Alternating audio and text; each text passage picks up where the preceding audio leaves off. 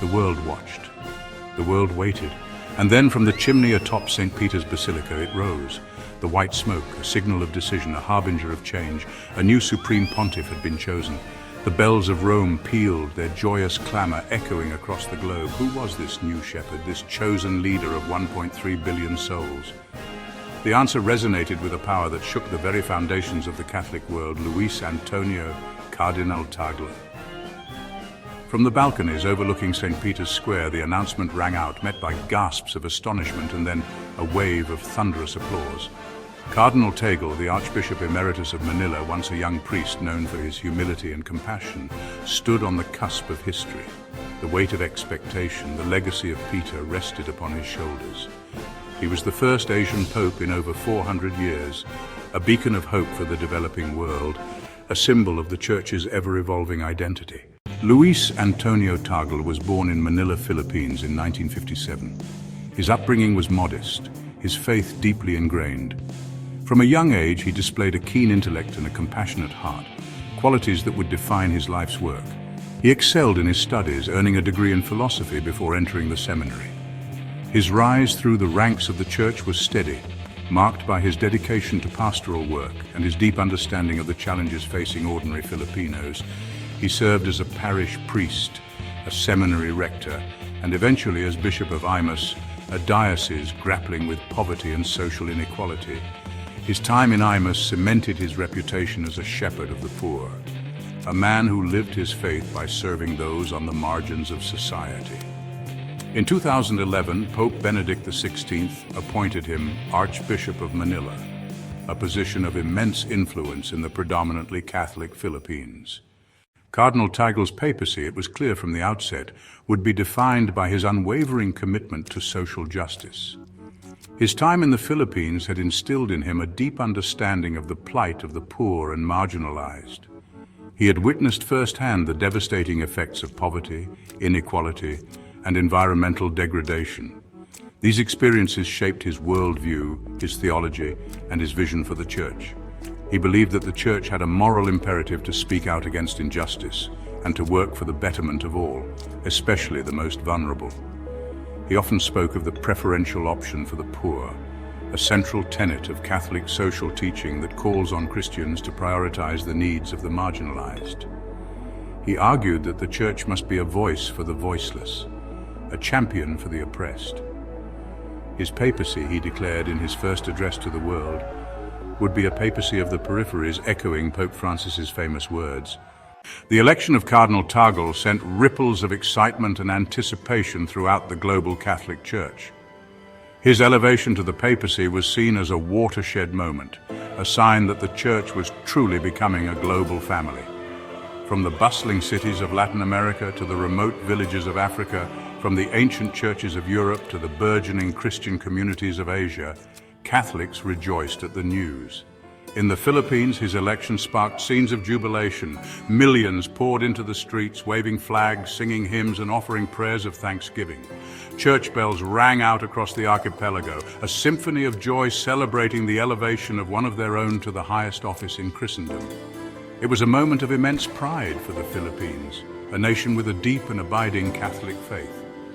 But the excitement extended far beyond the Philippines. Across Asia, his election was greeted with a sense of hope and possibility. Here was a pope who understood their cultures, their traditions, their challenges. The weight of history, the promise of change. As Cardinal Tagle donned the papal mantle, he inherited a church grappling with immense challenges. The specter of clerical sex abuse scandals continued to loom large, casting a long shadow over the Church's moral authority. Secularization was on the rise in the West, with fewer and fewer people identifying as Catholic.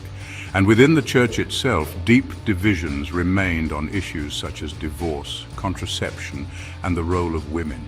Yet amidst these challenges, there was also a sense of hope, a feeling that the Church was on the cusp of a new era. Pope Francis's papacy had ushered in a period of profound reflection and reform. His emphasis on mercy, compassion, and dialogue had resonated with Catholics around the world. He had challenged the Church to be more welcoming, more inclusive, more engaged with the world. Cardinal Tagle, it was believed, was uniquely positioned to build on Pope Francis's legacy. The Vatican, steeped in tradition, often moved at a glacial pace. Yet the decision to elect Cardinal Tagle was seen by many as a bold, even radical choice. Why had the cardinals gathered in conclave chosen this man, this moment, to lead the Catholic Church? Several factors were at play. First, there was a growing recognition within the Church that the old Eurocentric model of leadership was no longer tenable. The Church was growing rapidly in the developing world, and its leadership needed to reflect this new reality.